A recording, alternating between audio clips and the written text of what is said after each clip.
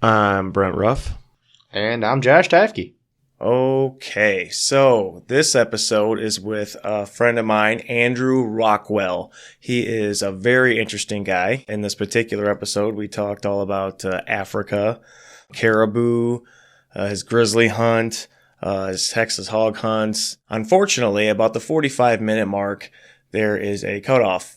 My computer decided to have a hiccup, so we had to pick it back up. But all in all, it's an awesome episode. I think you guys are really going to dig it. So without further ado, please give it up for our friend, Andrew Rockwell. Price-wise comparison, so I had to carry all my own shit and sleep in a sleeping bag on a cot in a tent. Could have gone to Africa for the same price. Now, been warm, treated like a king, all your meals cooked warm, for you, like a king, like a well-respected guest. Same with a guided grizzly. I wanted the experience of trudging through the willows along some river for days on end until we found a grizzly. And probably your listeners are the same way, and probably you guys are the same way too. You want that different experience, right? But I guess back to the Africa thing, it's an affordable experience, because if you can afford those experiences in North America, you can afford those experiences in Africa. Right. It seems like more of an experience when you go over there as well. It's not the same. Like, you can drive out to Colorado and see all of the country and stuff and go on hikes for free. Sure. So, whole different continent. Yeah, you fly over to Africa, and you're not going to see that anywhere but Africa. Yeah, the animals are different, the sounds are different. Okay, most people when they go to Africa for at least their first time or their first couple times, they want to hunt plains game in Africa, because most people in North America are used to hunting deer, elk, and moose, and the animals in the plains game in Africa kind of look like deer and elk and moose. Just different colors and different horn shapes and stuff like that, but they're all about the same size and kind of built the same. And that was my experience. I was all plains game hunting, and that's what when I go back in May, I'm doing the same thing. There's other species that I wanted to hunt, and I'm doing that again. But probably just within the last couple of weeks, I've thought to myself that, maybe one of the next times I go back, probably be a couple of years before I go back be the third time. I want to go to Mozambique, and I want to hunt a Cape buffalo and a crocodile. Ooh. For no other reason than I want to hunt the dangerous game for the Cape buffalo, and that's one of the affordable dangerous game species. And then I think it'd be kind of cool to have a 16-foot crocodile in my living room. A friend of mine have gone to Florida and shot a gator, and shot a 7-foot gator and made an aquarium type coffee table out of it. And it looks pretty damn cool. But I thought, okay, well, 16-foot dining room table with an alligator under it. Yep. What's the most expensive animal to hunt over there? The most expensive animal that I know of is white rhino, and a lot of that depends on if they're still have their horns, or if the horns have been removed. Because to protect some of the animals against poachers, the game officials over there will actually trank dart the rhino and remove the horn, so that poachers won't kill the animal to remove the horn. Poaching a problem? Poaching is a huge problem. And that's a lot of the money that you spend to go to Africa, that you actually spend on the animals and stuff, goes towards anti-poaching efforts. It goes towards putting fences, hiring anti-poaching police, just different things like that. Kind of the same thing here in North America. They do the same stuff over there, but the conservation efforts over there are hiring police to patrol that area to keep the poachers out. Well, from what I've seen, they're more intense on it too, can't they? Oh yeah, it's open season on poachers. You find a poacher, the poacher's going to get shot.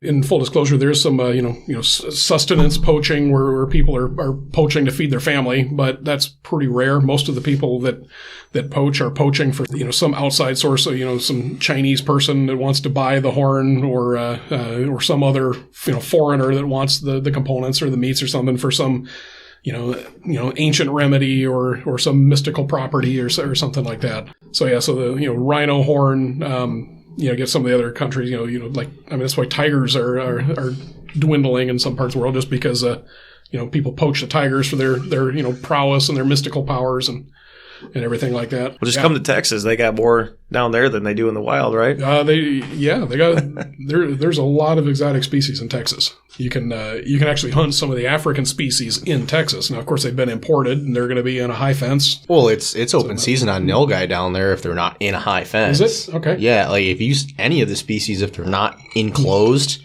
if they get out of the high fence, you shoot anything because they're invasive. Yeah. As long as you have a valid hunting license.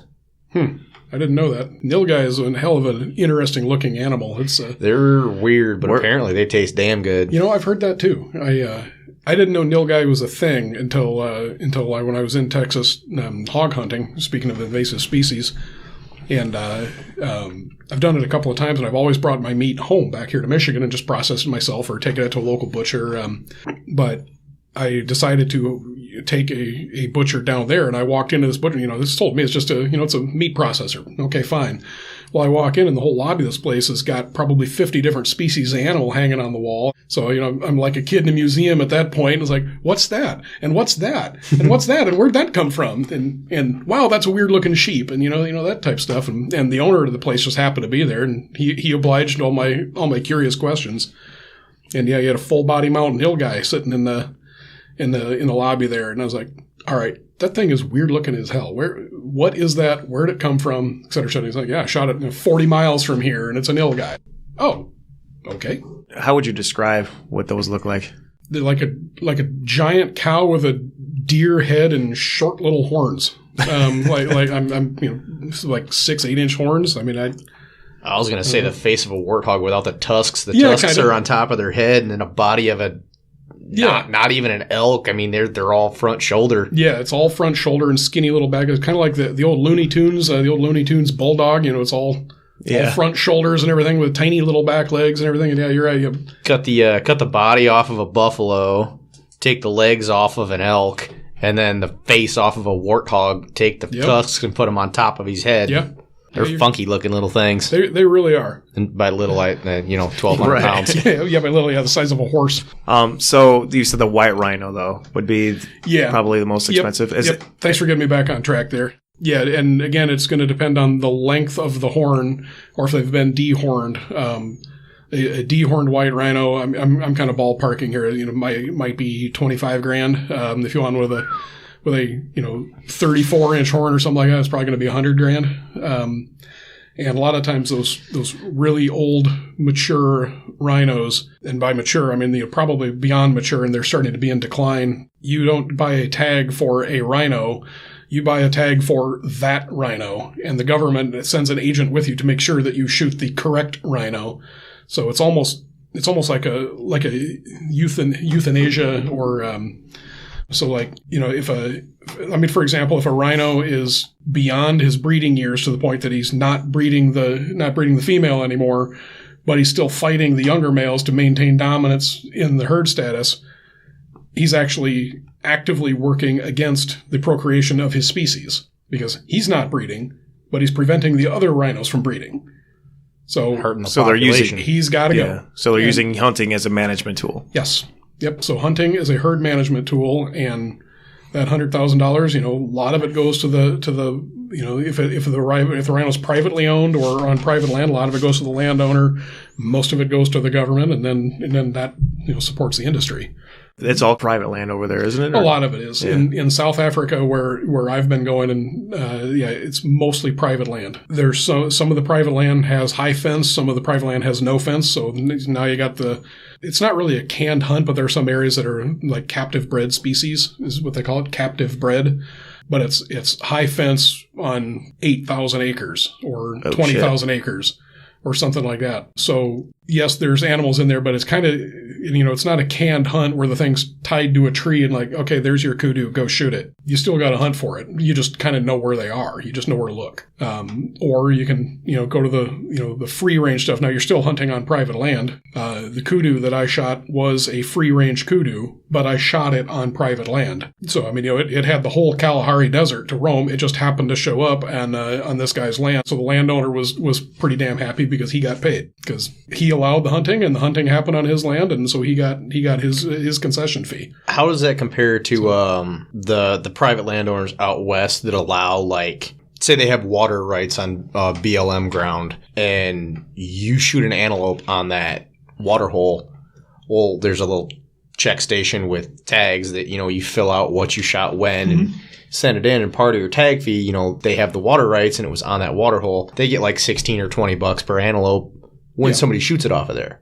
Right. I'm guessing in Africa the landowner gets a heck of a lot more than $20. I couldn't tell you what the dollar amount is, and it depends on on the species, of course. I think the landowner probably gets about half, maybe a third of what the value of that animal is. And I'm just basing that on I had one experience where I'd hunted on this one farmer's land for 3 days and not shot anything on his land. And then I found out later that farmer was actually kind of struggling. Like his I say farmer, it's a rancher that his ranch, they've been going through a pretty bad drought. And so his cattle herd was suffering pretty bad, and he was kind of on hard times. And I said, okay, well, I hunted on his land for 3 days and didn't shoot anything. He's got, I saw a huge herd of springbuck on his land. Let's go back and I'll shoot a $600 springbuck just to help the guy out a little bit. And the owner of Wild Wildebeest told me that he would waive his fee of it and just charge me charge me cost or whatever like that. And so he basically, this $600 springbuck, I think I got it for $350. And so that's not bad. I'm guessing that of that $350, probably about half went to the landowner and half went to the professional hunters or whatever. Yeah. So and I don't know. I could be way off on that. That's not information that I have. I'm just kind of speculating. But a lot of us do that. It's okay. The point is, the private land, they get dual income from land because the land is very marginal for like a cattle rancher. Like this ranch I was just telling you about, he had 1,900 acres, and he had 200 head of cattle on that 1,900 acres. Around here where the land's a lot more lush, a lot more fertile, and 1,900 acres would probably have 5,000 head of cattle on that or something like that. And it's and so he was raising cattle and allowing hunting, so he had dual income from the same property, and the land was not supporting the cattle, so he was kind of down to single income from that property, and that was allowing hunting. And so that's why I don't know, I guess trying to be a good guy. Just trying to be a decent guy, and I kind of empathized with his plight. And he's out here on the edge of the Kalahari Desert trying to make a living, and damn it, let's support him one more day. I'll give him a fourth day and see what happens. And like I said, I shot a springbuck. So I went to Africa with absolutely no intention of shooting a springbuck, and I shot a springbuck. Why not? Yeah. I know they're small, but yeah. I like the little ones. Yeah, they remind me of antelope and, the deer that we shoot around here once in a while on accident. Yeah. Sometimes on purpose. Accidentally on purpose. And you walk up and realize it weighs 80 pounds. And, yep. Fuck. Look, a little bit of ground shrinkage. Yeah, we've all done that. My buddy's kid shot a button buck earlier this year, and he's like, "Oh, I didn't know it was a button." And then he, trying to feel a little better about himself, he said, "So, Andy, have you ever shot a button?" I said, "Yeah, probably one or two." And he goes, "Oh, well, I've shot 4. How can you tell?" And I said, "Well, don't shoot the little ones, damn it, kid." Gun or bow? Yeah. This one that he shot was with a gun. I don't know. Maybe he does both, so I don't know. But with a bow, they're close enough. You can see the buttons on its head. Uh-huh. And with a gun, put a fucking scope on it so you can see the damn thing. Yeah, I don't know. 15-year-old kid, he probably gets excited. But we've all been there. Hey, there's a deer. Yeah. We've all been there. Yeah, get a little trigger happy. I've had my days where I realize that they're shooting light hours for a reason, because when it comes light, you're like, oh, yes, I shot it in the heart. I could see it perfectly, except for the buttons on its head. Yep. Crap. Or hey, I realize it's, 45 minutes after sunset and I can't see shit, but that's a giant deer, and you shoot it and it's the neighbor's horse. Ooh, no. That's a big boo-boo. Horse, deer. Ugh. Yep. Every now and then you hear some anecdote or some story about, some farmer had a horse shot, and I would get that in Africa, but yeah, in southwestern Michigan, I'm sorry, bud. Yeah, that's 200-pound deer, 1,200-pound horse. Everybody's got a story about, my dad's friend's cousin farmer's neighbor had a horse shot in 1977, so that's why he doesn't allow anybody to hunt. I mean, yeah, and then you try and say, no, it was probably some 12-year-old kid fucking around, and it's their land, and if they say no, well, okay, thanks for your time, sir. And so, COVID, how has that affected the African safari game? If it has, I mean, that's got to hurt their economy over there big time, yeah? Yeah, it absolutely has. A lot of hunting outfitters did not survive COVID because with the travel restrictions and everything like that, with shutting down the border and everything like that. And if so, they were not well capitalized or had savings built up or anything like that, they did not survive. Our company, Wild Wildebeest Safaris, lost some professional hunters because, no income. These guys, they work for tips and wages and stuff like that. And if there's no income, they can't live a year without income. So they got a job somewhere else. And you can't blame them. If our job shut down, you're not going to just sit at home and say that sucks. You're going to go try and find work somewhere else. Well, there can't be much work over there, right? There isn't. When you get out in the countryside, there really isn't. There's hunting, tourism, or working a cattle ranch, or working in the mine, or one of the mines. When you get in the cities, there's some more industry and some tech and some service and stuff like that. But where the hunting outfitters are, they're far enough out that, you can't go get a job at the local factory because there isn't a local factory. Your job is the next ranch 10 miles down the road. And if they don't have any hunters or any cattle either, well, then you just don't have a job right now. So that's probably where the sustenance poaching comes from. Yeah, I think there's some of that because there's a lot of poverty there too. Especially the blacks. The blacks are all very poor over there. So South Africa, and I couldn't tell you what the actual demographic population, but it's something huge. It's 90% black and 10% white. Wikipedia could probably correct me on that, but most of the businesses and most of the land are owned by the white minority. So the black population is very poor, and most of them work for, I'd say, minimum wage, which their minimum wage is a whole lot less than ours. It's the equivalent of about $10 a day. So like the story I told you at the very beginning of when we shot the gemsbok on the mountain and we went and got a couple of the ranch hands to come and help us. I tipped the guy that helped us. I tipped them each 100 rand, South African currency rand, which 100 rand is worth about $7. I thought you said 100 grand at first. I'm like, you what? We're in the wrong line of work. And I'll tell you what, I was going to tip them $50 US. And fortunately, I guess I had the presence of mind to ask my professional hunter, like, hey, is this a good tip? Because, this guy just carried a gemsbok off a mountain. Can I give him $50 or whatever? And he looks at me and says, don't you dare tip him that much. Don't you dare give him that much. It's like, okay, how about, I initially said, 50. And he says, that'd be a good tip. And I said, $50. And he says, no, not that much. So he meant 50 rand, which is $3.50. It was, at the time, it was about 14-1 exchange rate. And so I ended up, okay, well, how about 100 rand? Because I feel like a cheap ass tipping this guy $3. And he says, all right, 100 rand is very generous, but no more than that. It's like, okay, fine.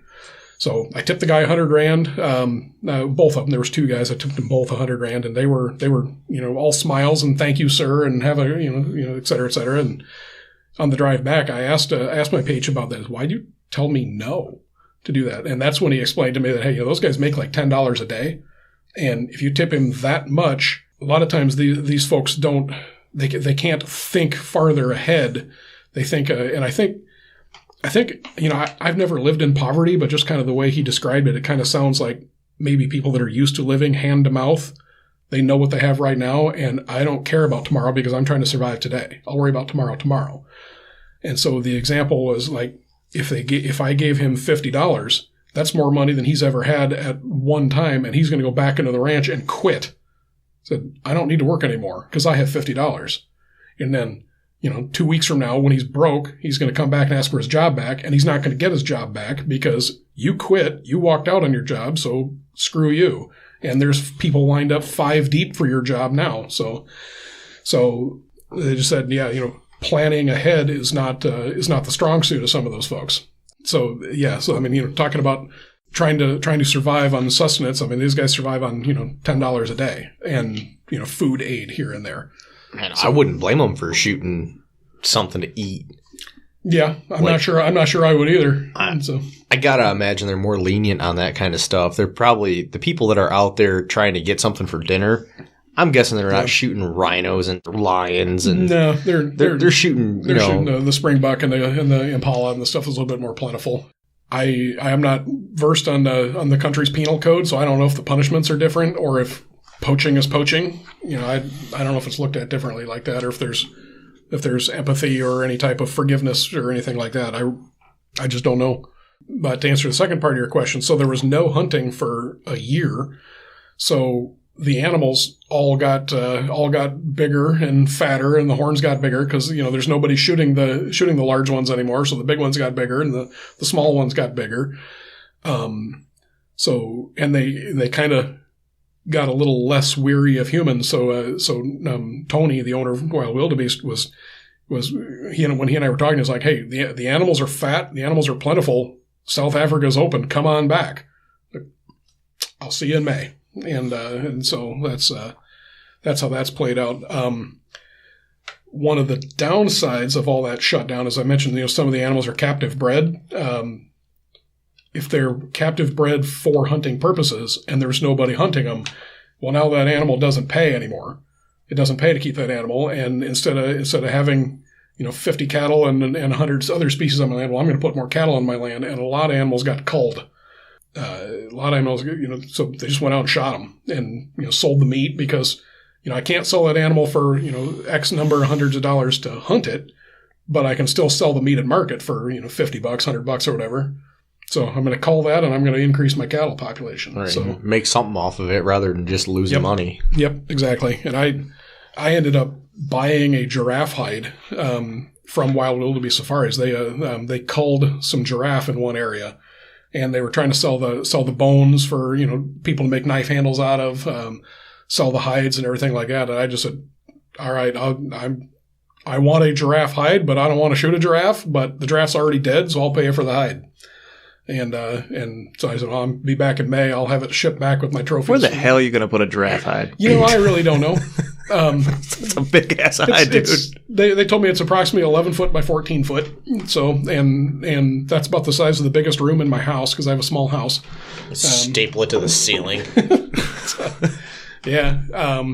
I have seen furniture that's covered in like giraffe hide and zebra hide and stuff like that. And it looks kind of cool, but I don't know that I'd want to do that because people are can't you kind of wear it out? Yeah, you'd think so. You'd wear the hair off of it and stuff like that. I mean, it looks cool, but I think it'd wear out over time. So I'd go buy another giraffe hide to replace your couch. I have some grand vision of eventually I'm going to have is the rug under the dining room table or something like that. So, but I don't know. To have a bigger house, you have to have money, and I spent all my money on hunting trips.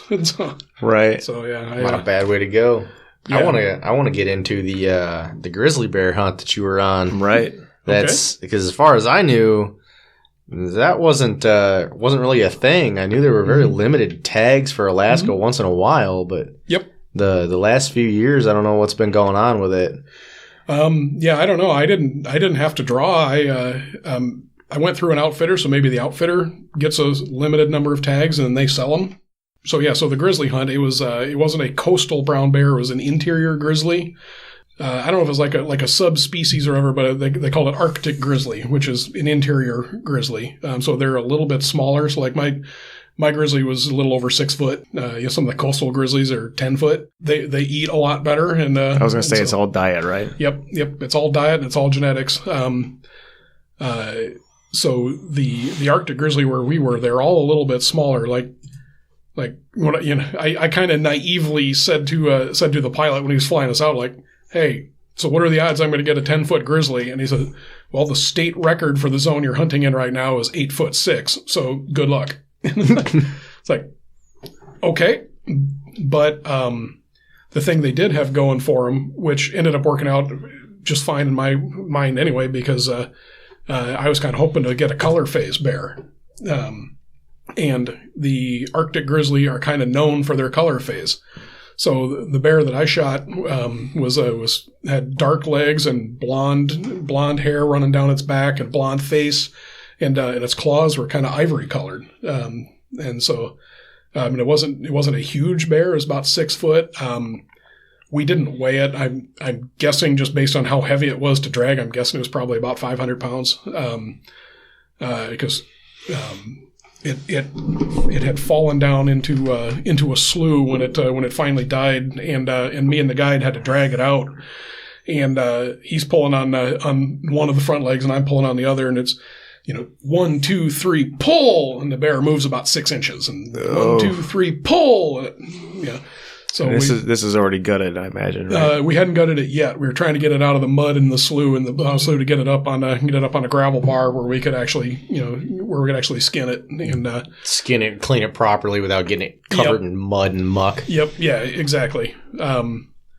So the grizzly hunt was also a fly-in hunt, but it was actually a guided camp. State law is you have to have a guide to hunt grizzly bear, and so they flew us in a little Piper Super Cub, just a little 2-seater plane, and one of those seats is the pilot. And so they flew my buddy in first. There was a hunter in camp, so they flew my buddy in, flew that hunter out, flew me in, and we were supposed to be a 2-on-1, two clients for one guide. When we got there, there was a second guide in camp. He was the guide for that client that flew out, and he was actually hunting about 5 miles upriver. And our pilot told him, "Hey, I'm bringing these guys into Don's camp downriver.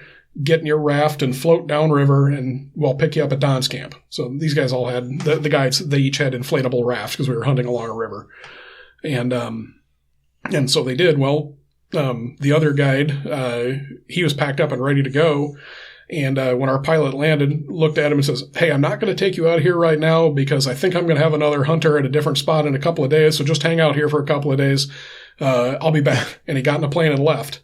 And there was the second guide standing there with all of his stuff packed up on the side of the runway, just kind of looking around like, "Well, guess I'll hunt with you guys." What do I do? And, so we paid for a 2-on-1 hunt, but we actually had 2 1-on-1 hunts simultaneously, and that worked out pretty well because my buddy and the second guide took off downriver the first day, and the main guide and I took off upriver the first day, and my buddy, his name is Josh, and the other guide's name is Josh. So we had Team Josh hunting downriver because both guys are named Josh. And sound like good guys.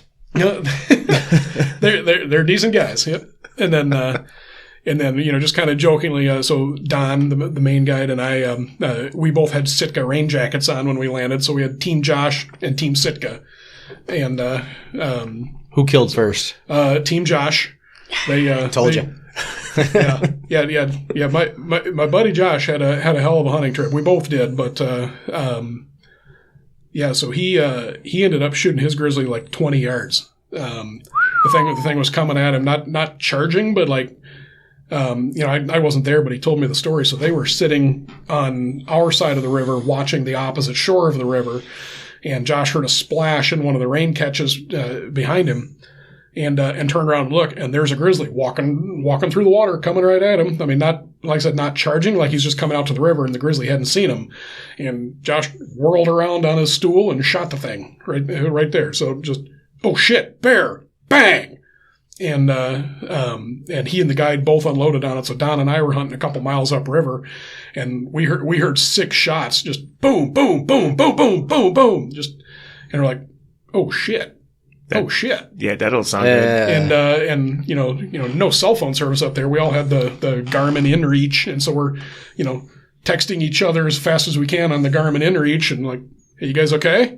You all right?" Sounds like a panic shoot going on up there. And it was, yeah, and they ended up getting it just fine. They hit it 4 out of 6 shots, which.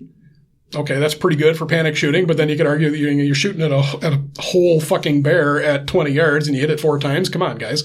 But, right. I mean, I don't blame them. We had a little bit of a panic shoot at some squirrels last weekend. And, yeah. Well, let me tell you a little bit about panic We're shooting. not going to talk about that. Oh, but we are, Bert. Yeah. So, it's funny you talk about panic shooting, and guide Josh is going to love this because he was a younger guy too. He was probably 21, 22.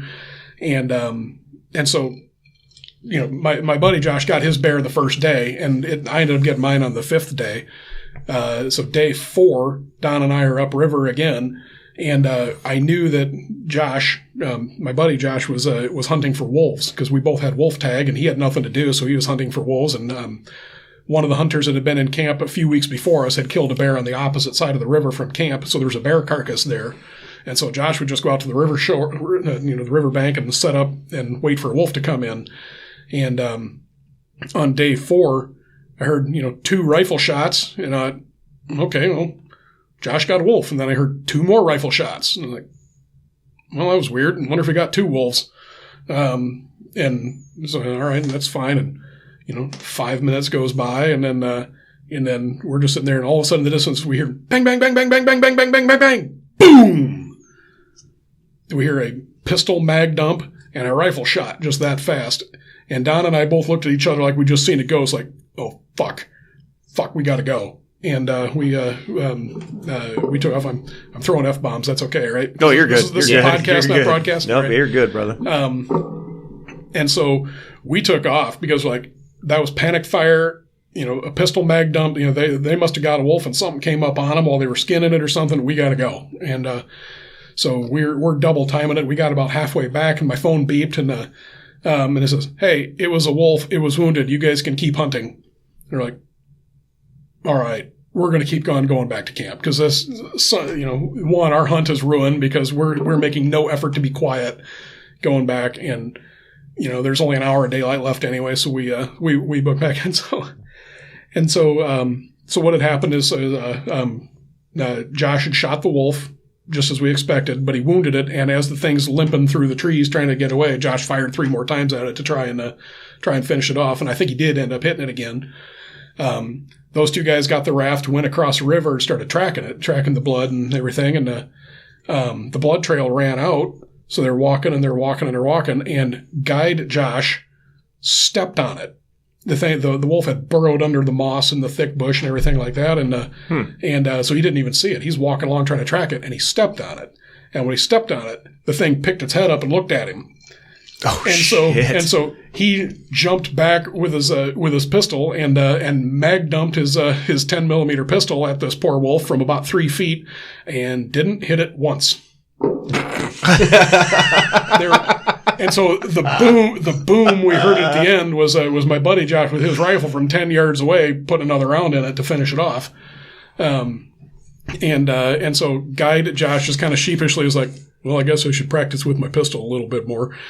And just knowing a thing or two about pistols, he was carrying a Glock 20, and Glocks for people that are Glock guys, Glocks point a little bit high if you're not used to it. And if he's not used to it, its point's a little bit high. Plus, it's a 10mm, so he's probably managing. The recoil's just climbing right up. So he probably pointed high to begin with and just kept shooting. And the whole time, the thing's just walking right up. And meanwhile, the wolf's just laying there looking at him. And so you talk about panic fire. Here's a professional guide that mag dumped at a wolf from 3 feet and missed it all 9 or 10 times. How often do you step on a live wolf? Well I'd probably dump a mag in it too. And you know what? I probably would have too. I'm not gonna lie. I would hope that I would at least hit it once or twice. Well, you'd think so. I have no idea how quickly I would have pissed myself or whatever if I'd stepped on a live wounded wolf, because you're going through the brush after a wounded wolf. Is that thing? That thing might have turned on you right then. And reaction is better than no action, though, right? Well, yes. And I would hope for at least one. I mean, what's a Glock 20 holds 11 rounds? Yeah, so I don't know, but yeah, he dumped 9 or 10 rounds, and of course then I asked him, okay, we're in the boonies of Alaska. How much is 10mm ammo up here right now? And that's when he made a comment. He's like, yeah, that's why I haven't practiced with it very much. It's because I can't get 10mm ammo when I do. It's expensive as shit. It's like $100 a box. And so there was just like $30-$40 right there. Yeah, it's like, all right, well, let's practice a little bit more, shall we? And, right. And so whose bear was bigger? Josh's bear was a little bit bigger than mine. We didn't actually put a tape measure on it, but boar or sow. His was a boar, mine was a sow. His was a younger boar.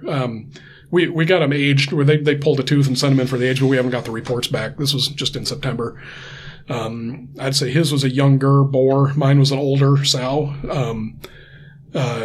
And when we had them all skinned out, we had the hide spread out we used the same tarp. It was, I don't know, 6 foot by 8 foot tarp. And the hide on mine was like right at the edges of the tarp. And the hide of his was a few inches over the tarp on each side. So if mine was 6 foot tall, his was 6'6", right there somewhere. Trivial difference. Yeah. I mean, and the way they measure width and length and average them. And I think mine might have actually been longer than his, but his was wider than mine. So I don't know. Like I said, we didn't have a tape measure, but his caribou was bigger than mine. His bear was bigger than mine, and he actually got a wolf. I got a running shot at a wolf because I spotted one just running along the riverbank. So I took a pot shot at it while it was running. I missed, but I'm not that upset that I missed the wolf in the fact that I missed. I'm bummed that I didn't get to say, well, we tagged out, because we only filled 5. We had 6 tags and we filled 5 of them on that trip. But still not bad. Yeah, exactly. It's still not a bad hunting experience. So how about the caribou? Whose was bigger? His was bigger, and I give him shit that he shot my caribou. I mean, not really, but you know how hunting goes. It's just kind of the way it works out. Right. So, his is an absolute stud, and we're gonna get it measured. I'll bet his is gonna be 400 plus, 400 inch, or score 400 more. And that thing was lots of mass. It had like 29 points because the whole thing's palmated, double shovels. Crap. So. Okay, well, walking through the tundra absolutely sucks. I don't know if you guys ever have, or if any of your listeners ever have. I mean, you're basically walking through deep grass swamp all the time, and you step on a root ball, and the root ball rolls, and you fall off, and then your boot gets stuck in the mud beside the root ball. And I had, trained physically for a year before that trip, and thank God I did that, because I'd walk 100 yards, and I'm like, all right, I got to stop and let the fire in my legs go out, and then walk another 100 yards, and then walk another 100 yards, and then walk another 100 yards, and I mean, at least it makes you take your time and look around. You can claim you're not being a lazy POS. You're just scouting for animals. Yep. I'm scouting, and the fact that I'm doubled over and leaning on my hiking sticks, that's just don't worry about that. But these plants are so interesting. I just have to get a closer look. Mm-hmm. So it was actually Josh's birthday. So we just kind of agreed, all right, it's your birthday, let's go find you a caribou. And we'd seen some east of the lake the night before. And we said, all right, we're going to take off to the east side and see if we can find you. And we did. They were there, but we couldn't get as close as we thought we were going to be able to get to them. We couldn't get closer than about 650 yards to them. That's a poke. And so we said, all right, hindsight, I might have tried that shot, but at the time I'm thinking, okay, it's the first day. We're here for 8 days. We've seen dozens of caribou. We got a bachelor group of bulls right here. There's going to be another bachelor group. We don't need to, shoot a leg off at 650 yards and spend the next day trying to find this thing. So we passed. We went back to camp. So the next day is my day to shoot, because we were going to alternate who's the spotter, who's the shooter. And we woke up that morning, and on the west side of the lake, about 1,500 yards, just right around the rim of that crater, we can see 3 bull caribou bedded down right on the rim of the crater. And one of them was pretty damn big. So we said, okay, we're going to make a move on those 3 things. And so we walked straight north from camp to get up on the outside of the crater, if you will, and then walked around the west side of the lake, using the train to try and shield us. And we walked around to where we thought the caribou would be. And I said, all right, everybody get ready. And we walked up to the top of the hill. We looked, and there's no bull caribou. No, they're not there. We can't see them. They're gone. We scanned the horizon. They're just gone. Like, well, it took us an hour to get here. They must have either spotted us and ran, or they moved on, or what. And I said, well, all right, fine. So we kept going around the west side of the lake to kind of the southwest corner, because there was a river there, and we watched the river, and there were some caribou on the other side of the river, and we just watched them through our binos a little while and everything. And it got to be about 2:00, and we're getting hungry, and we're like, all right, let's go back to camp. And when we made the decision to go back to camp, Josh just took off. And we were both in the mindset of, we're going back to camp to get lunch. We were not in the mindset of, we're still hunting for caribou, because we already knew the caribou weren't there, because we'd already covered all that area. And so we just took off. We're going back to camp, and Josh was, 50 yards in front of me or whatever like that. We're cruising along, and just all of a sudden he just goes flat down on his belly. I mean, just belly flop, instant. Like, I thought he tripped and fell down. And he turned around, he looked, and he's pointing at me and mouthing to me. He said, "They're right there." And he kind of rolled up on his knees to get a better look. And when he did that, the big bull spotted him and stood up. And Josh looked at me, knowing that it was my day to shoot. And he's like, "What do you want to do here?" He's like, "I could shoot it right now." And I just pointed at him and said, "Get it. You know, that thing is huge. Go ahead and get it." And so he stood up and shot the thing freehanded about 125 yards and got his caribou. So I give him a hard time that was so the backstory is when we walked around the crater to and then popped up over the hill where we thought they were, we had gone too far, thinking where they were, but we were probably 300-400 yards too far.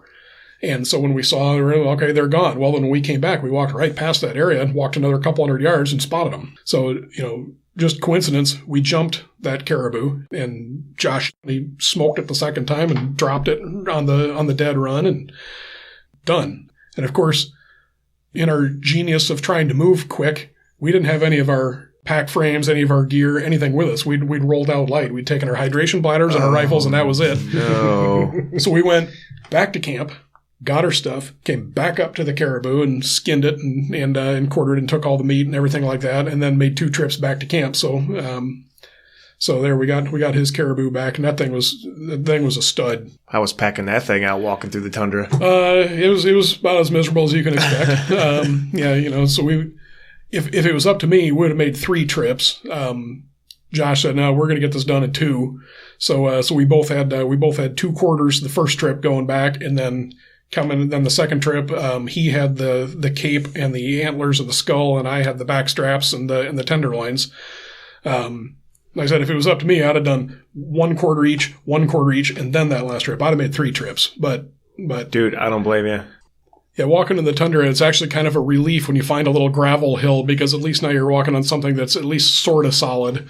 You know, you're still walking on a hillside or whatever like that, but at least you got, 30 yards of solid ground that you can walk on before you're back in the muck and the grass. But so then the next day, so after we packed that one up the next day, we said, all right, we're going to go back to the west side of the lake, because there were other bull caribou there, the west side of the lake.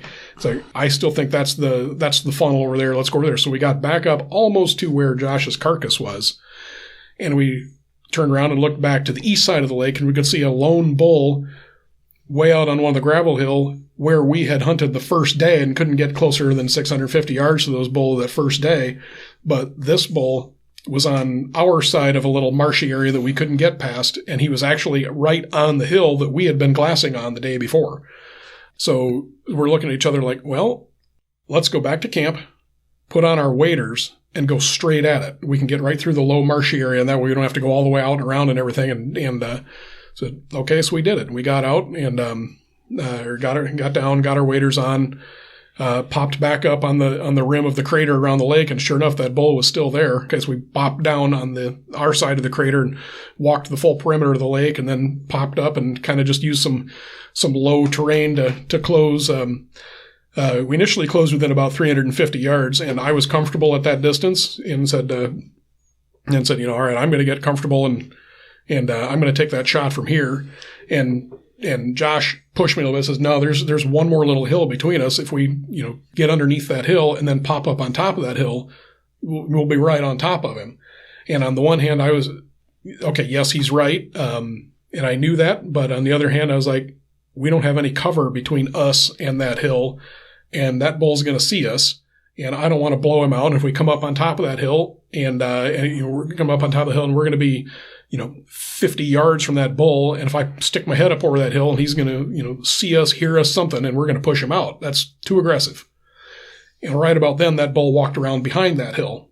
Well, shit. All right, let's go. And so we hoofed it as fast as we could to get to that hill, and we got to the downhill side of it, and got down hands and knees and crawled up to the top of it. And as luck would happen, there was that bull at about 140 yards, 150 yards, quartering away, just feeding. So I put, just shouldered the rifle and watched him through the rifle scope, which, seemed like forever. As I have a history of, in my mind, making a perfect shot on an animal and then tracking the damn thing for the next 7 hours. So I chambered another round and was like, I'm going to put a second round in that thing right now. And while I had chambered the round, Josh had kept his eyes on it through his binos, and Josh heard me chamber another round. He's like, don't shoot. You don't need to shoot again. Bullshit. I'm shooting that thing again. It's like, you don't need to. And about then I noticed through the scope what he was talking about. You could see blood coming out both sides of the shoulders, and he was blowing blood out his nose. Oh, yeah, he's done. And it's like, all right. And he circled for a second, fell down, and that was that. And then Josh looked at me. He's like, you were going to shoot him again, weren't you? Fuck yes, I was going to shoot him again. Like, that round was already in him. You stopped me. What were you shooting? I used a 300 Win Mag, and so did Josh, for both hunts, which was perfect for the caribou. I mean, caribou are elk size, maybe just a little bit smaller. Yeah. So, and for the grizzly hunt, I also used a 300 Win Mag. Josh used the same ammunition for both hunts. It was a 180 grain Barnes bullet. I was using 212 grain Hornady ELDX for caribou because it would buck the wind better. And then for grizzly, I switched to a 220 grain round nose interlock. Just I thought it would do a little better on the grizz. I would argue that a 300 Win Mag is probably the smallest cartridge you would want to shoot a grizzly bear with. I mean, so 300 Win Mag, that's a lot of knockdown. Stout. It really is. Between me and the guide, we shot my grizzly 4 times. Josh and his guide shot his 4 times. They shot at his 6 times, hit it 4. We shot at mine 4 and hit it 4. I was 3 for 3. The guide was 1 for 1. And both guides did the same thing. Like the client shoots, as soon as you hear the impact of the bullet, guide shoots, and then it's both of you just hit bear. Shoot the damn thing. Just keep shooting it. Make holes in it. Because one round isn't going to knock it down, isn't going to kill it on the spot. And I don't want to track a wounded bear any farther than I have to. It's been flatlined for 5 minutes, guys. Well, in case you guys didn't notice, that kind of cut off at a weird spot. My computer decided to Act like a normal MacBook does and take a shit. Hey, now. But yes, take a shit it did. And here we are. So we are back. This is a week later. So where we left off was the grizzly bear hunt. Yes. I was kind of walking through basically my experience with shooting the grizzly, and it was just to kind of recap a little bit, and forgive me if this is redundant, but so it was day 5 of the grizzly hunt, and I was hunting with a 300 Winchester Magnum, 220 grain round nose interlock bullets.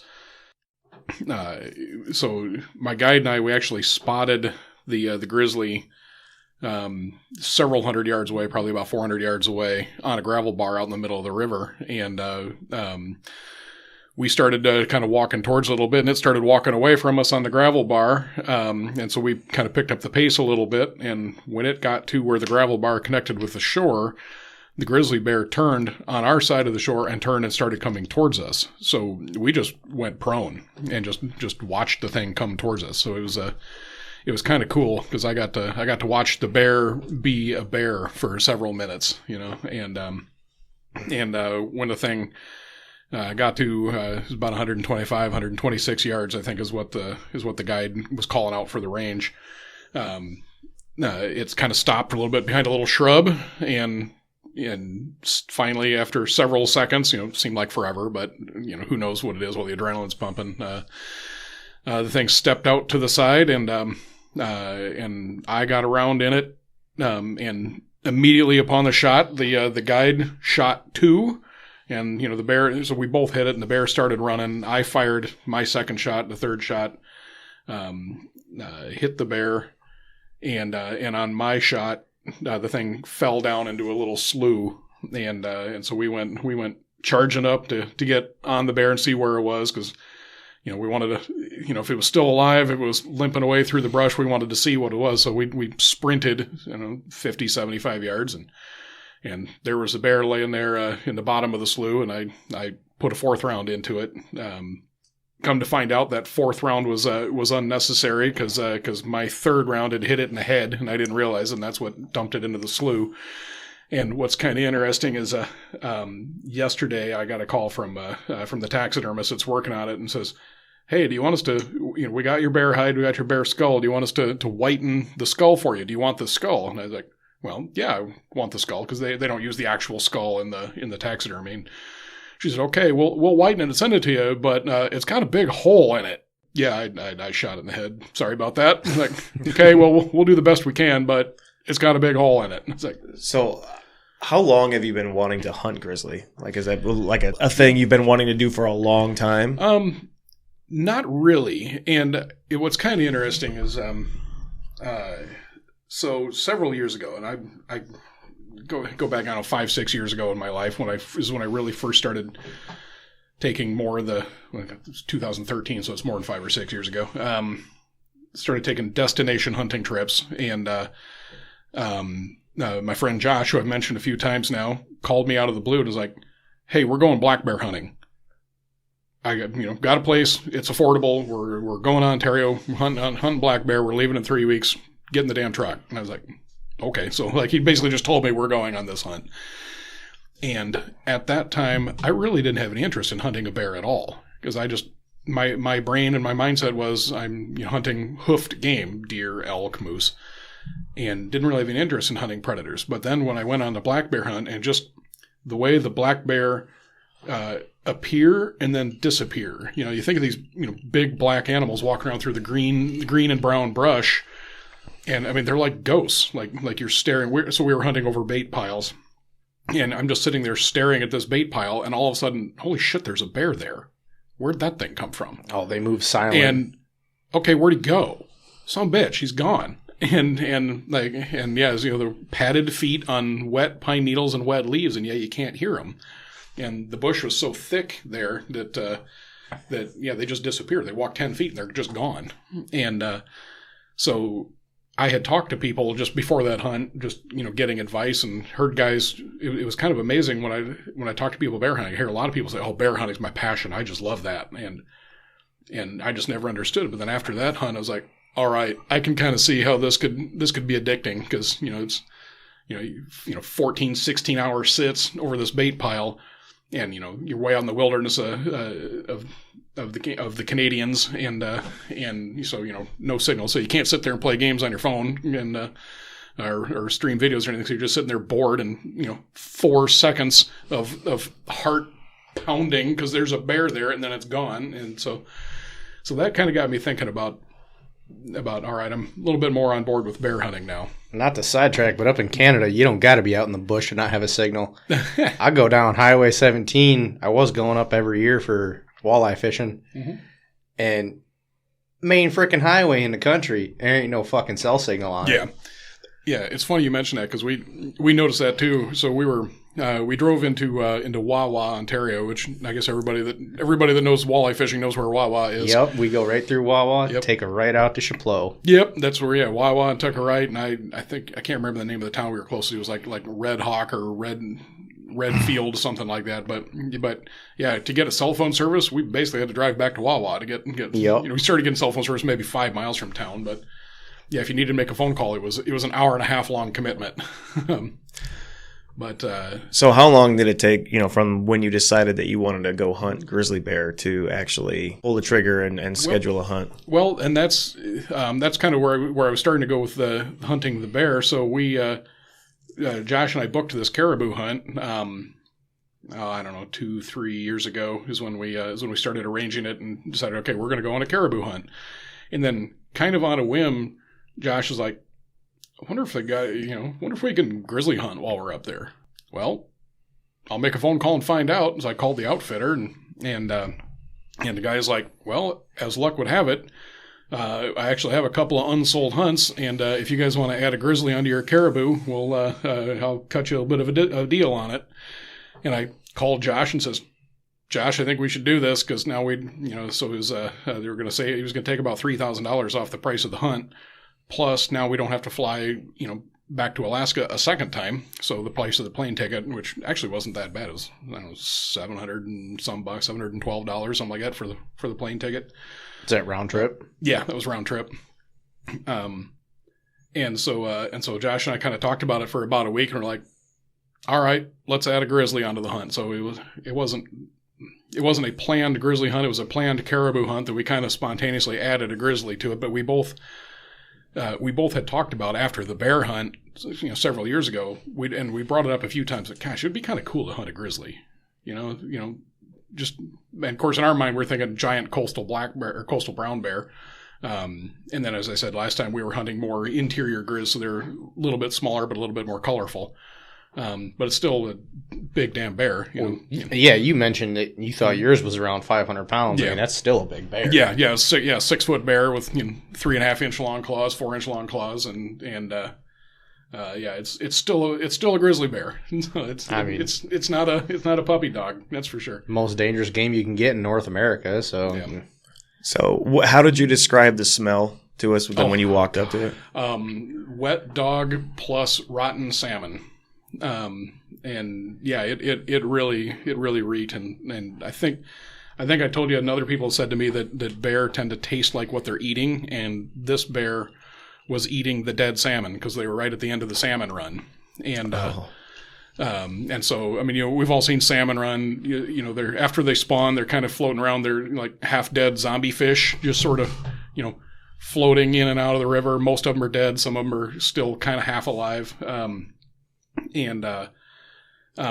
This bear, while I was watching it through my rifle scope, was picking at one that was on the shore, and then it kind of went out in the river just a little bit and scooped one up on the shore and was picking at that one. And I remember thinking, at the time, watching it, so the bear was just like picking at it, like it wasn't like consuming it whole. Like you've got dogs. You give your dog a hot dog, and the thing swallows it in 2 bites. And this bear was just like picking at it. And I remember thinking at the time that I'd seen something on TV about bear, when food is plentiful, they eat like the brains out of the fish because that's where all the fat and the nutrition is.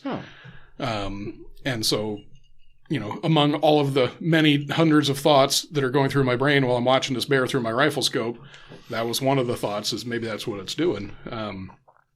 After we got up to it, the bear was dead, and we had the thing skinned out. We pried its jaw open. Its canines were very worn down. They're worn down almost flat, and its molars were worn down flush with the gum line.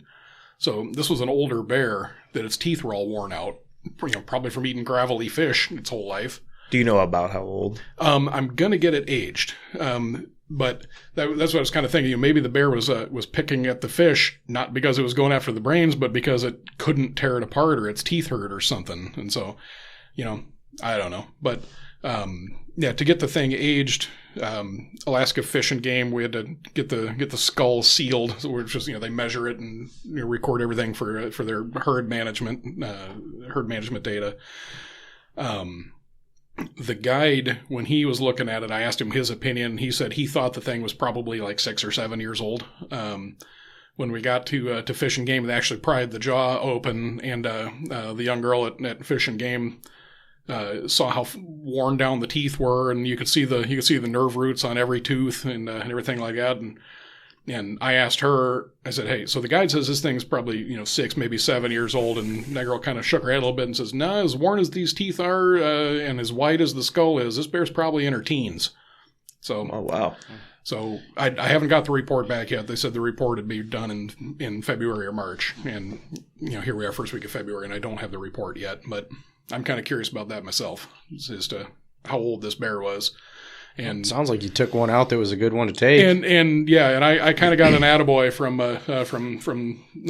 this lady at Fish and Game, because she even made the comment that, and kind of caught me off guard. And she says, yeah, you probably did this bear a favor, because nobody's ever accused me of doing something a favor by shooting it. But then I got to thinking about it. Said, that if that bear's teeth are that bad, it can't eat, and it's going to start to be in decline, and save it from starving to death. Save it from starving to death or getting killed by wolves or other bears. And this bear, when we skinned it out, it had a lot of fat on it. I don't know how much fat it needs to live through the winter, but it had a lot of fat on it, so it probably would have been okay for this winter. But then again, I don't know, winter lasts 10 months up there, so it's a bit of an exaggeration, but it seems like it lasts 10 months up there. It seems like it lasts 10 months here, too. Depending on who you ask. Right. Good point. Yeah, I kept the weather app for Kotzebue, Alaska on my phone, and it's minus 21 in Kotz right now. So, Nope. So, yep. No thanks. Yeah. Yeah. I'll stick to the summer fishing trips. It hurts to breathe when it's that cold. So, yeah. Did we cover the Wolverine taking all of your caribou meat on the episode, or no? I think we talked about that offline before, after we quit recording. But that was at the end. That wasn't on there, so yeah, So we're back to caribou camp. So shot caribou number 1 on day 2, and so we had caribou backstrap for dinner that night, and shot caribou number 2 on day 3, so we had caribou number 2 backstrap for dinner that night, and we're in a pretty good mood, and we had 8 days in this hunt, but we're done hunting, so we shot a note back to the outfitter that, hey, we're done, come get us whenever. So then day 4 we just kind of hung out, and we didn't do a whole lot day 4, partly because there wasn't much to do, and partly because my back was speaking to me after carrying 2 caribou across the tundra 2 days in a row, so I kind of just needed to hang out a little bit and just take it easy. But so morning of day 5, when we got up and were getting ready, we kind of look over to where our meat was stored, and normally I'd hang meat in a tree, but out on the tundra there aren't any trees. The tallest trees are like 4 foot tall little willow bushes. So we just had the meat in game bags set up on these willows as best we could just to keep them off the ground, but they're only 6-8 inches off the ground, and we threw a tarp over it. So that morning we looked over, and we could tell that the tarp was disturbed, but we thought, well, got some wind last night, whatever, and we walked over and looked at it and was like, uh-oh, something was in our meat here, because the smaller game bags that had like the back straps, the tenderloins, and the pieces of neck meat, those were all gone. They were just gone. And then the bigger game bags that had the quarters had been chewed and torn and kind of drug around a little bit. So we're kind of talking to each other. We're both kind of half in shock and half pissed. But what could have done this? And kind of think about it. It's like, okay, I don't think this was a bear, because the bear would have either eaten all of it, or it would have taken all of it, or it would still be here when we woke up in the morning, because there ain't anything going to run that bear away. And interestingly enough, a bear was on Josh's carcass. So Josh shot his bear in day 2. Day 4, we couldn't see the carcass itself, but we could see where it was. Because, like I mentioned, our lake was in a crater, and his caribou was like just over the crater. Was about in a straight line, about 1,400 yards from camp. And when we woke up on the morning of day 4, we could see a bear sitting right where his carcass was, eating on it, and so that was kind of fun. But so we knew there were bear in the area, but again, these bags, the big bags, were still there. They'd just been chewed on a little bit. So like I said, all right, this has got to be a fox. I mean, maybe a lone wolf, but I'm thinking it's a fox. And because the bags that were smaller and lighter and could be carried by a smaller animal were gone, the bigger bags were still there. So we're like, well, all right, something knows this thing is here. We gotta do our best. So we had some extra game bags, and we kind of salvaged what we could, put it in fresh game bags. Moved the meat to a different area, put the tarp back over it, things like that, and we decided we were gonna have caribou for every meal that day, because we both looked at each other like, all right, some knows the meat here. We may or may not be able to keep the rest of this meat, so we were kind of at least aware that something might come back. And so then that night when we went to bed, I was awoken at, midnight or so, to the sound of a tearing game bag. And, it just sounded like ripping fabric, like a ripping bed sheet or something. And I said, Josh, something's on the meat. And so we quick threw on our boots and grabbed our rifles and our flashlight and went, running out of our tent as fast as you can run out of a little 6-man tent. And usually ends with me tripping and falling on my face. Yep, yeah, there's a little bit of that, because I'm sleeping in my base layers, and I just stepped into my boots without tying them. So we went running out there, and we both had pretty bright flashlights, and it was like, okay, count of 3, 1, 2, 3, and we clicked our flashlights on, and on our meat there were 2 sets of eyes staring at us, and I'm looking at it like, what the hell is that? And I first said out loud, I said, that's a bear. Like, I thinking like it was a black bear because it was small and it was black. I could tell it wasn't a grizzly. And Josh is like, that ain't a bear. And I was like, well, that ain't a wolf either. What the hell is that thing? And then it kind of moved, and it moved like a giant raccoon, low to the ground, kind of, I don't know, I can't hardly even describe it. It's very mechanical the way it moves. It reaches and pulls rather than walks. And when it turned sideways, like, shit, that's a wolverine. And Josh shouldered his rifle and had the eyeballs in his crosshairs, and in my mind, I'm thinking, don't shoot, because there's a law that you can't shoot a bear to stop it from stealing your meat. But I didn't know if you could shoot a wolverine or not. And I was like, no, I'm not risking a $10,000 fine over this thing. So I said, don't shoot, Josh. And he says, well, good thing you say that, because I was gonna shoot. My safety was on. And I was like, all right, let's see what happened. And I fired a shot in the air. And when I did that, I saw a movement out of the right corner of my eye. And so our meet was about 125 yards from camp. But our the skull and capes were about 50 yards from camp. And like I said, when I fired that shot, the two that were on the meet took off running. I saw a movement to my right, just in the spill from my flashlight. And I quick shined the flashlight over there, and sure enough, there was a third one that was eating on the skulls. And as they're running up over the hill, I was like, I'll be damned, that's a fucking wolverine. Look at that. And there goes three of them right there. And so we looked at each other and was like, well, we're going to go mess around with the meat and try and move it again. And he just looks at me and says, it's cold. I'm going back in the tent. We're just going to try and stay away, and we're just going to stay awake. And we're going to just have to scare them away again. And like, okay. So we went back in the tent, and we no more than got back in the tent, and it started raining. And, y'all been in a tent before. When it's raining, the only thing you hear is rain on the tent. Yep. Can't hear shit. Can't hear shit. And Josh and I, we did stay awake for a little while, and we were kind of talking to each other like, well, okay, we're going to go out and check on it every 10 minutes. I don't want to get rained on in my base layers and just come back in and climb into my sleeping bag. Are we going to go sit out there? I mean, what are we doing? He's just like, you know what? I don't know. We ended up just going back to sleep. And then a little while later, I got woken up again to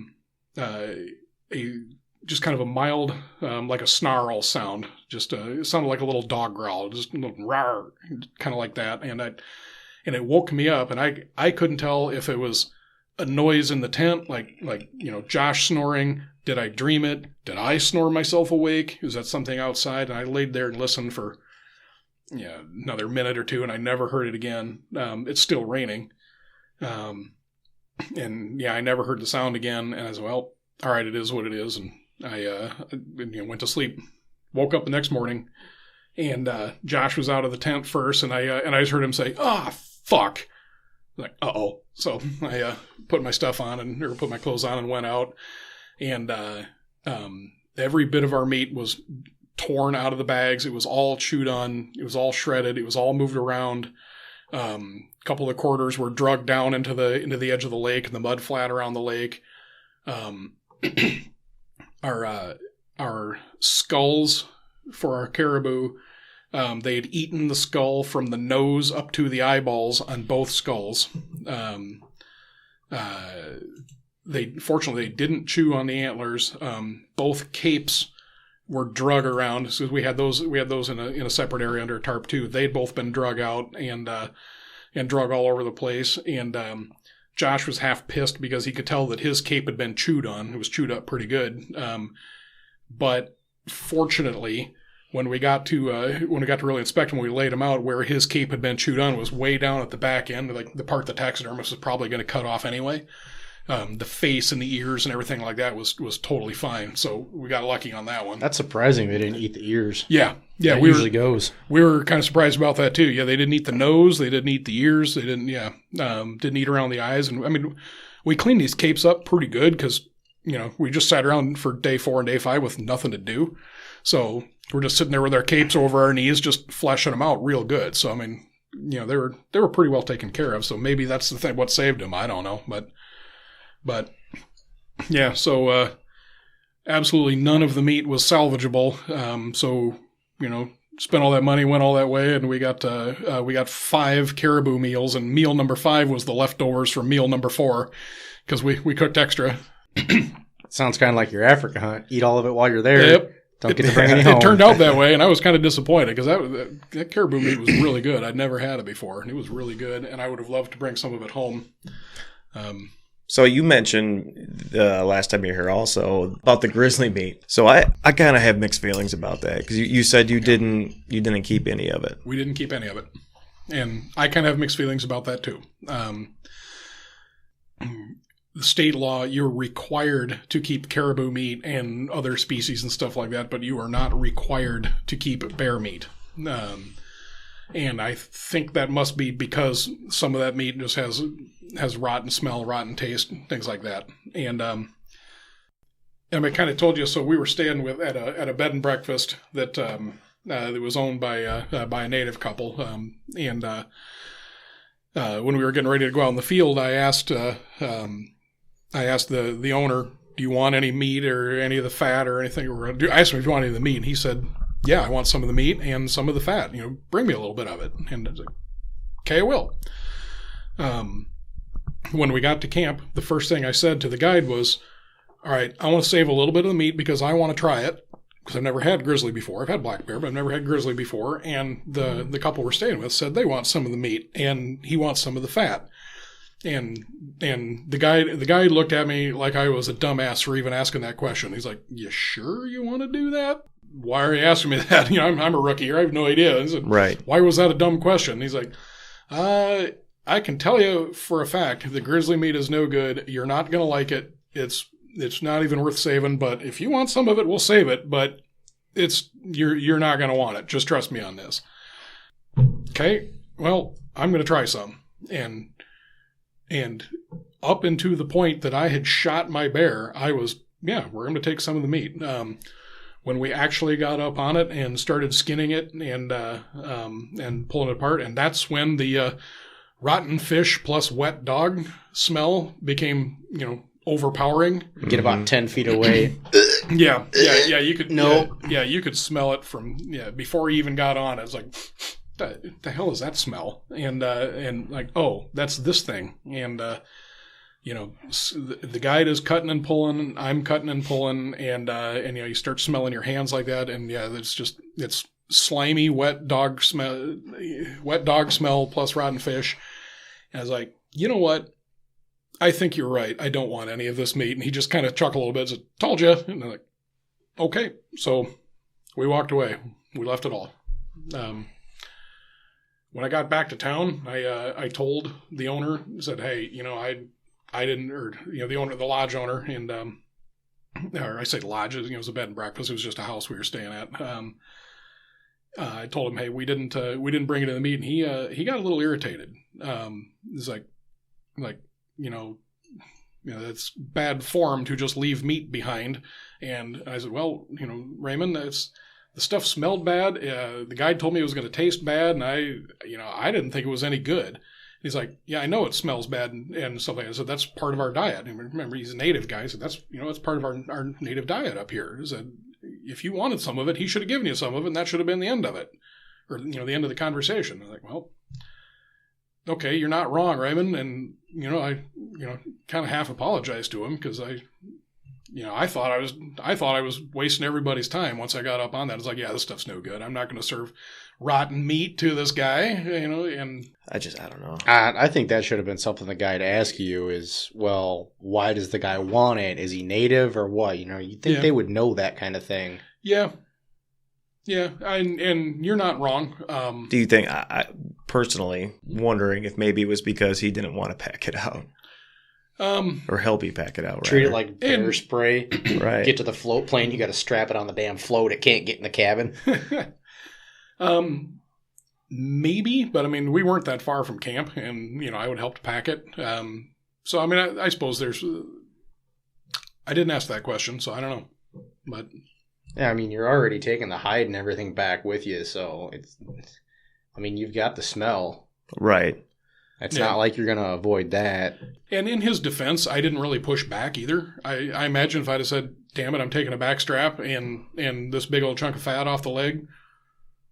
I mean, you know, I've hunted with enough guides to know that he probably would have said, okay, let's, you know, go back to camp, get a bag, and we'll go back and get some. So I don't think he would have flat out said, no, I'm not doing it. I don't think he would have flat out refused, but yeah. And, I mean, even still, it's got to be a tough decision on your part. You know? It was. I'm not used to shooting something and just leaving it. In fact, that's the first time I've ever shot something and just left it. Short of woodchucks. But I mean, coyote bait. Come on, man. Yep. So, yeah, I don't know. But I've talked to other people who've hunted grizz, and most of them did not take the meat either. Oh, really? So I guess maybe that's just kind of the nature of the beast of hunting grizzly bear. I definitely was not aware that there's like no want waste laws for bear. Yeah. Well, I think part of that is because, like with black bear, you don't get in trouble because of trichinosis. Yeah, that makes sense. Yeah. And So, I mean, maybe that's some of it with the black bear or the grizzly bear too. I don't know. I guarantee a grizz has trig. If a black bear does, they're probably way more likely to have it. Could But- be. Yeah, I bet that's why, you know. But Could be. you can't charge somebody for want waste laws if they decide to not keep an animal that's infected. Riddled with parasites. But then again, with deer, even, you know, the CDC recommends if it's positive for CWD that you don't consume it.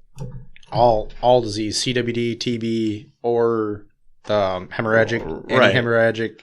If it's got something, but they tell you throw it away. But there's still want waste laws for deer, so. Right. But I think it's got to do with percentages on population that's positive. Like bears, I don't remember the exact numbers, but it was something like 90% of bears over 5 years old had trig. How much? Like it was close to 90% over 5 years old had trig. Oh, wow. I didn't realize it was that prevalent. Oh, yeah. I mean, it's just like wild hogs. Yeah. You get a wild hog that's somewhere close to a dump where they can get into eating dead animals and meat.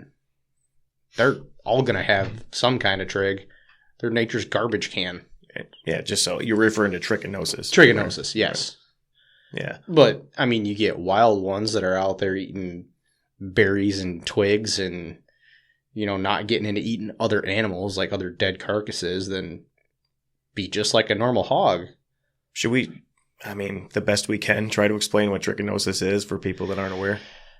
Oh, it's a little cyst that lives inside the meat. It's actually a parasite inside this cyst. You consume it in the meat. They're so small you can't see them. Once it gets into your body, it hatches into like a little worm and goes and lays all the little cysts in your muscles. And then just the way it's been described to me, because I've never had it, is flu-like symptoms with muscle cramps. Severe muscle cramps. Normally your body will get rid of it, but you go to the doctor, trig positive, here's a dewormer. You know, you had some dewormer not that long ago, didn't you, Bert? Yeah, when we thought I had COVID for a second. But it's not like, it's not typically fatal, right? No, it's a same along the lines of a parasite. Right. And you can cook it out of the meat. That's why they say you're supposed to get your Yes. pork up to what, 160? 165. Right. They've been looking into studies where if you hold it at 155 for long enough, that will also kill it. You're leaving for Texas tomorrow, Andrew, right? Yep. To go on a wild hog hunt. Yep. Yeah. I've been to this ranch before and shot hogs off of this ranch before. I've eaten the meat from the hogs that I've shot down there before, and to my knowledge, I don't have trichinosis. You would know. Yeah, I've gone to this ranch. This will be my fifth time to this ranch. Yeah, it's similar style hunting to like what we would hunt whitetail, but also it's a lodge-based hunt with game service where they actually take you out to the stands and you're hunting from enclosed blinds like a shadow hunter type. Some of them actually are shadow hunter brand, but they got several different brands. So, you know, enclosed blind. Hunting over a feeder, and the hogs and the deer come into the feeders and take your pick. It's a pretty cool ranch because they feed you, they lodge you, they take you to and from the blind, they pick up your hogs. They'll skin them and gut them for you. So, I mean, you can do it yourself if you want to, but you don't have to. They just take them back to the camp and hang them up and skin them there. Go ahead, Typekey. How's skinning out a hog compared to a deer? It's similar to a deer. I mean, you still make all the same cuts.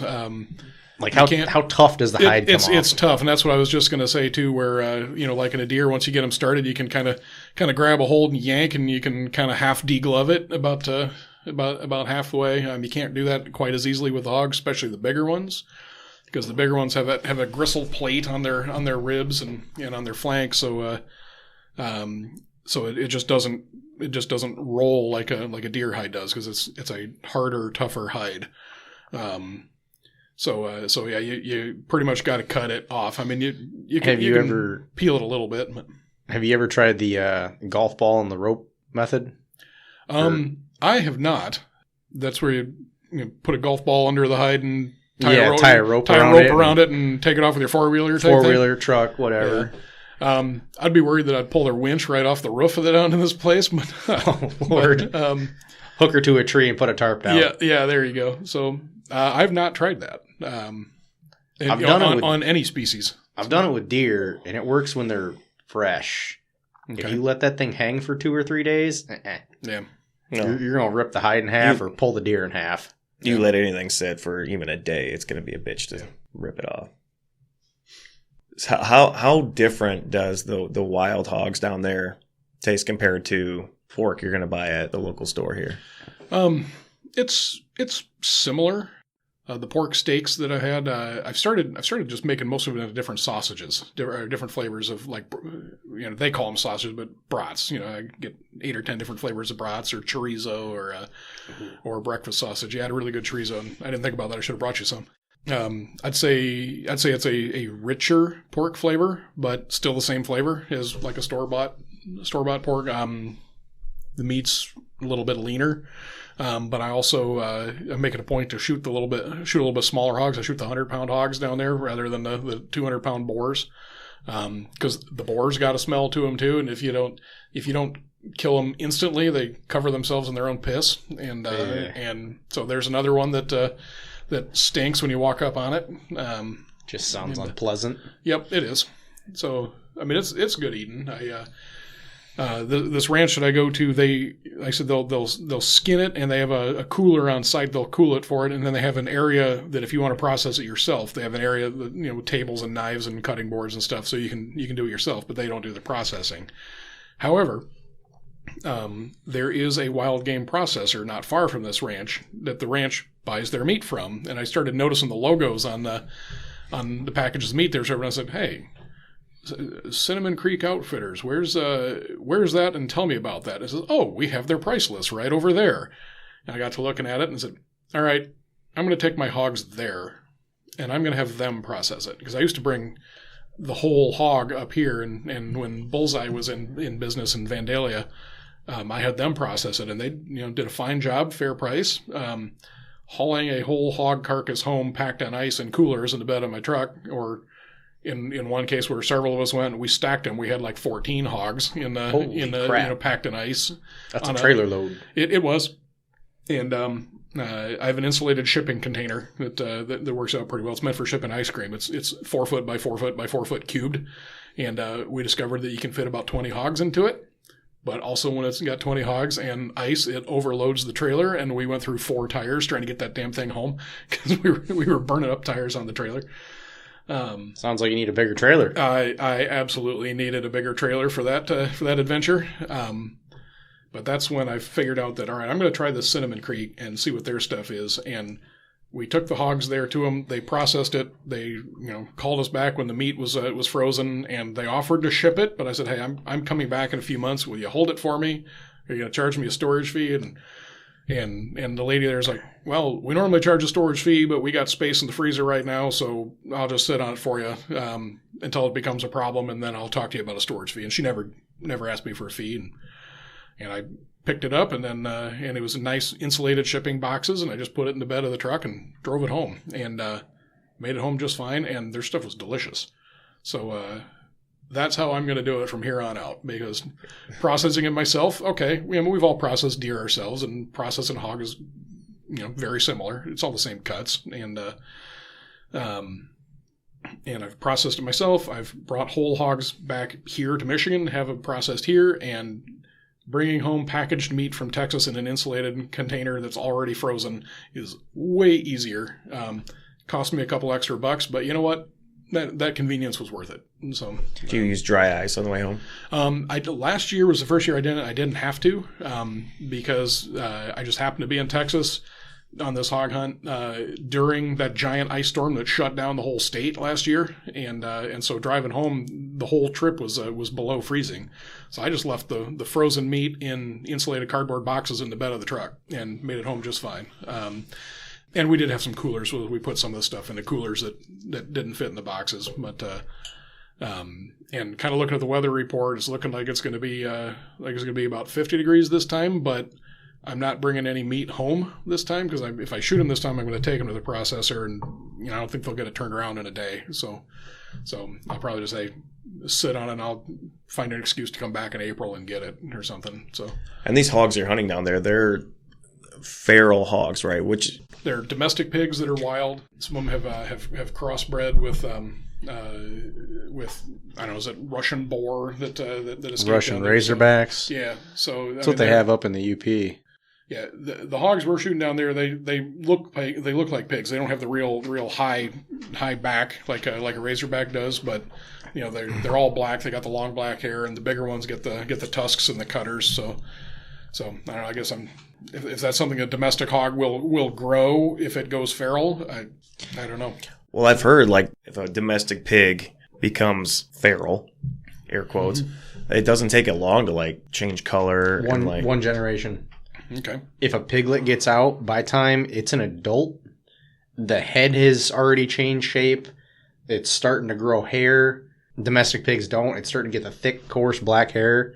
And then the next ones that come around are going to be just feral hog. I mean, it must be what they're eating, though, right? Because, I don't know if it's what they're eating as much as the environment they're in and the ability to adapt and evolve. If you are about to send your pig off for slaughter, you finish it off on certain feed, right? Mm-hmm. I'm not a pig farmer. I don't know. Pigs and bear are all the same family, so their meat takes on the flavor of what they're eating. Something to that extent.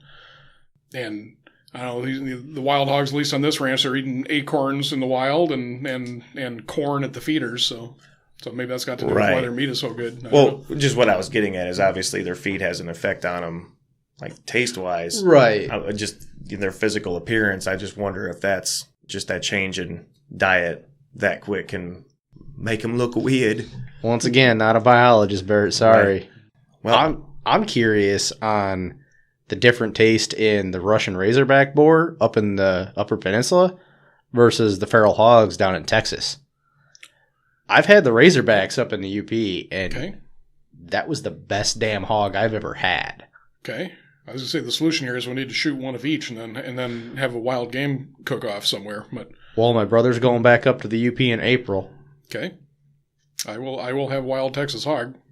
So I still got some from the last trip. I've eaten most of it, but I still have a little bit. Well, sounds like we need to have a wild game cook-off this summer. I'm on board with it. Sorry I don't have any caribou, but the fucking Wolverines took it. So. That's another thing I want to ask. Mm-hmm. Time out. Before you explain this Russian boar bullshit to me. So up in the UP, there is... Sorry, my mic keeps slipping. It's Russian boar? I had no idea about any of this. It's not... They don't have as many that are like running free range like they do down south. Most of it is you pay a guy to go out and he's got a population that he's kept on his property. Not necessarily fenced in, but the environment is so much different. It's not as easy for them to spread. Gotcha. And they were brought in. That wasn't some farmer had a hog get loose. That was, they're like, hey, these are cool as shit to hunt. Like you see over in Europe. Mm-hmm. A lot of the ones in Europe that you see with a big hump on their shoulders and the gnarly tusks, those are razorback. They're not right. I know what they are. I didn't hear anything about them being in the UP or. Oh yeah. When I was 16, so my brother was 18. It was his like senior graduation trip or whatever. Mm-hmm. We went up to Powers, Michigan, in the UP. and he shot one that was about 140 pounds. That was the best pork I've ever had in my life. But it's dark red. I mean, that one was... Not like white meat, like a... No, pig. it was like between a normal hog and the color of an old venison, like old deer. Purple. Old elk, yeah. All right. Carry on. Ask your other question.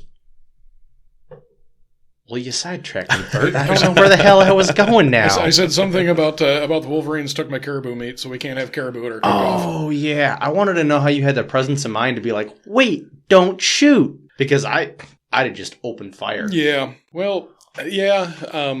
And the only thing I can think of was we had Josh and I had kind of grilled each other and like, okay, the odds of a bear, especially once we saw a bear on the carcass, the odds of a bear coming on our meat is something greater than 0. We're not allowed to shoot a bear to keep it off our meat, but we are allowed to shoot a bear in self-defense. So where's our line?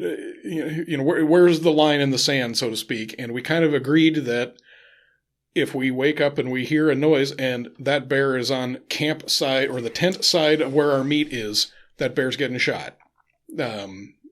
Because there's no reason for it to come closer to our tent than where the meat is.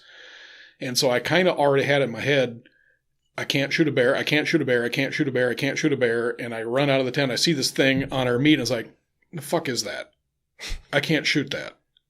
And I noticed Josh had his rifle leveled, and I said, don't shoot, thinking in my mind, he's not shooting. He's just looking at it through his rifle scope, trying to figure out what it is. And he says, good thing you said that because my safety was on. I was just about to take it off and shoot it. I tried. I pulled the trigger. Yeah, it didn't go boom. Oh, he was going to shoot it. Yeah. And come to find out, we could have shot Wolverine if we had a Wolverine tag. And everybody was like, why didn't you buy a Wolverine tag?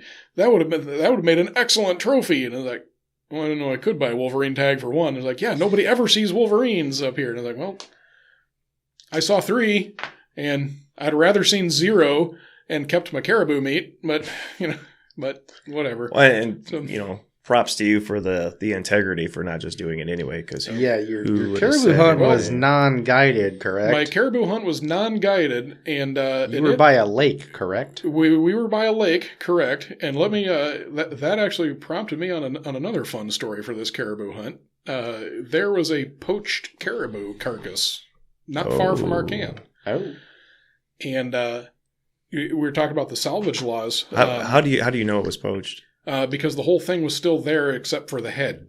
We found the whole. Pretty good indicator. Yeah. We found the whole carcass was not far from where our camp was, and then the 2 back quarters were stacked on top of each other about 50 yards away, and later we found the 2 front quarters stacked on each other right on the edge of the lake, and so there's salvage laws in Michigan. So this is going to involve a helicopter here in a second. So the salvage laws, in Alaska, are you have to take everything. You have to take the rib meat and everything like that. Josh's caribou, after we shot it, and while we're rolling around, gutting everything like that, we probably weren't as careful as we should have been, and we covered the rib meat in grass and mud and gravel and everything like that. Says, well, shit, that's spoiled. Okay, I feel like we're justified in not taking the rib meat. We took everything else. Took the neck meat, back straps. We cut it down to the bone as far as we could. We did a very good job of salvaging that one. My caribou. So I shot it through and through on the shoulders, but that ELDX bullet blew up. So the insides of that thing looked like freaking mud. And I was like, all right. All of the meat on the inside of this animal is contaminated because it's all gut shot, and I feel like we're justified in not taking the rib meat for this one. So we took all the, again, neck meat, back straps, all 4 quarters and everything like that. And we were both a little like, okay, I feel like we got to, like, if we get asked on this, we could plead our case, and we feel like we got at least a case to plead. The conservation officer may not agree with us. We may get a slap on the wrist, or we may get a fine here, but we're not doing anything unethical. We're not doing anything illegal in our minds. And So there's that. So the day before, or the day we were getting ready to leave, so the plane was going to come get us at like 2:00 or something like that. So we're getting packed up and everything like that. And right about noon, here comes a helicopter over the horizon, and it just keeps coming, and it just keeps coming, and it just keeps coming, and it comes to us, and it lowers down, and it circles low over our camp, and I looked my binos up, and it's like, yep, everybody in that helicopter's got a badge on, Josh, and it's like, uh-oh, now what? And the helicopter went over and circled over that dead carcass, and then came back and sat down, near our camp. And sure enough, there was 2 cops and a Park Service officer got out of this helicopter and come and talked to us. And they were there to investigate that poached caribou. Afterwards, I figured this out because I talked to the outfitter, and so there were 3 groups of hunters in that camp before us. The second group, when they got back to town, they reported this poached caribou. This carcass was laying there. We're the third group. So that would suggest that it was the first group of hunters that shot this thing. Also, when Josh and I were there, we discovered that towards where that caribou carcass was probably 300 yards east of where our tents were. And as we were walking around, we discovered that about 250 yards east of where our tents were is where camp used to be, because the grass is all matted down. There was garbage everywhere. The leftover food was just like dumped out and scattered all around.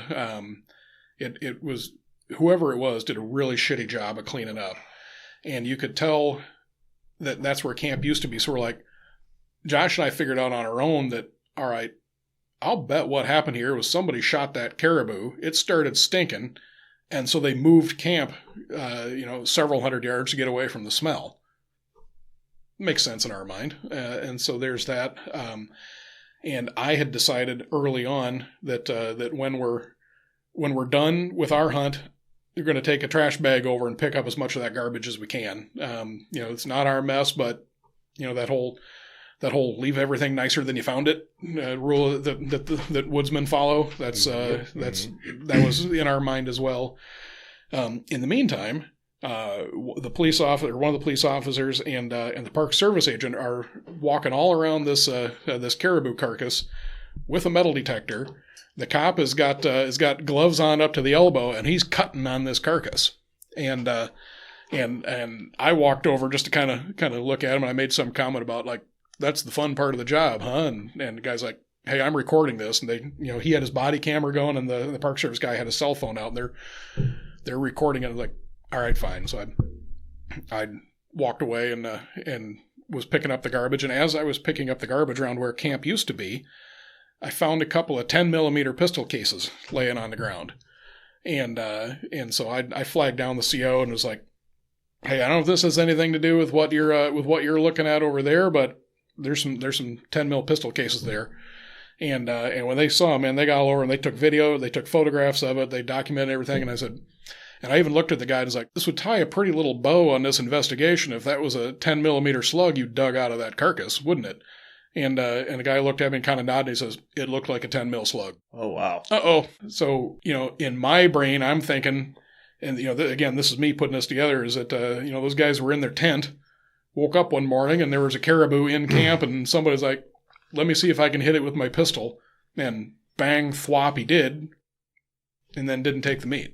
Assholes. So, is it legal to shoot caribou with a pistol? I don't know. I mean, because I don't know that it's. I guess I don't know the answer to that. I know certain states you can't hunt deer with a pistol. Yeah, some areas have minimum caliber restrictions or something like that. I honestly don't know the answer to that question. So I don't know whatever came of that. But Josh and I, we have this thing where every time Josh goes on a destination hunt, the conservation officer shows up. And every time I go on the hunt with him, he takes me down with him, because then I get questioned too. And we're pretty much 100% on out of state hunts having to answer questions to the local conservation officers. As long as you're just answering questions and not getting put in the back of the truck, I think you're okay. So far, knock on wood, we have done everything legal. One asterisk was on our moose hunt. We did not tag the quarters properly. They were tagged. We all had the correct tags. But when we got done with our moose hunt, our guide took off. I think he had company in town. The plane was coming tomorrow, so he says, "Hey, I'm not going to wait tomorrow," because we were on the edge of a lake and he lived on the other end of the lake, so he just got in his boat and left. He's like, "You guys can spend the night here. The plane's coming tomorrow morning. Everything's fine. I'm going home." And it's like, and okay, fine. There was no issues with that. So when we tagged everything before we took it out, there was the permit that the lodge owner gives us, and then the tag that we bought, and we were supposed to tag it with both things. We tagged it with our tag that had our name on it only, and so when so we're waiting for the plane, and we ended up having to take 2 planes out of that hunt, and I went on the first plane. The first plane was smaller, so they sent me and the pilot and 2 of the moose out on the first plane. And the bigger plane was going to take the other 3 guys, the other moose, and camp in the bigger plane. And so I took off, and those guys are waiting, and pretty quick here comes a turbo otter over the horizon, and it circles and lands. And well, it's not our guys; it's the conservation officer. And so they investigate everything. And the guy basically said like. And I wasn't there to see it, but Josh relayed to me that, the CO asked all these questions. Says, "All right, guys, you understand that I can confiscate all of these animals because they're not tagged properly." Dead serious, like, cop face, dead serious. And Cop face. And they're all, "Oh shit. What did we do wrong here?" And they said, "All right, well, I don't think you intentionally did anything wrong. Y'all got the proper paperwork. You just didn't apply it." And so when I got back to town, I had cell phone service, and Josh had a satellite phone, and I just happened to turn my phone on as he called my cell phone. He says, "Hey, take pictures and text it to this number," because the CO let everybody go. And like I said, he said, "I don't think you did it wrong intentionally. Fix it and take pictures and send me proof." And so we did exactly that. Moved the tags around and texted him some pictures, and he never replied to my text. And we made it across the border back into the U.S., and as far as I know, I don't have an outstanding warrant in Ontario. So as far as I know, it's kind of hard to get back into Canada right now anyhow, but... Yeah.